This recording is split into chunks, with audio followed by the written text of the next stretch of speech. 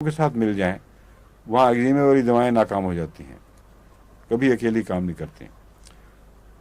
उभार और पानी का निकलना, इसमें रस्टॉक्स बड़ी नुमाया चीज़ है, लेकिन ऐसे बच्चों में रस्टॉक्स मैंने देखा है, उसकी एग्रेवेशन ज़्यादा देर तक चलती है और ख़तरनाक होती है बाज़ दफ़ा। जब तक रस्टॉक्स का वाज़ेह केस ना हो, महज पानी के अखराज से जो मामूली हो, रस्टॉक्स नहीं देनी चाहिए।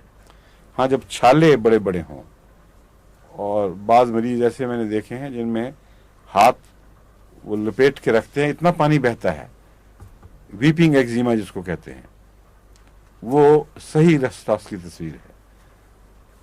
एक ऐसी औरत, गरीब औरत थी, जो बेचारी घर के काम से माजूर थी, कहती मैं घर में रोटी नहीं पका सकती, बच्चे हैं, खामंद है, तौफीक नहीं है किसी नौकर को रखें, और बड़ी अजाब की हालत है।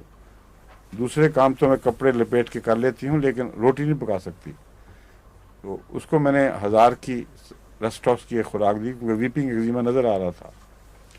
और दूसरे तीसरे दिन आके उसने कहा कि बहुत तकलीफ बढ़ गई है। मैंने कहा 1 हफ्ता इंतज़ार करो। 1 हफ्ते के बाद आई तो बहुत नुमाया फ़र्क था।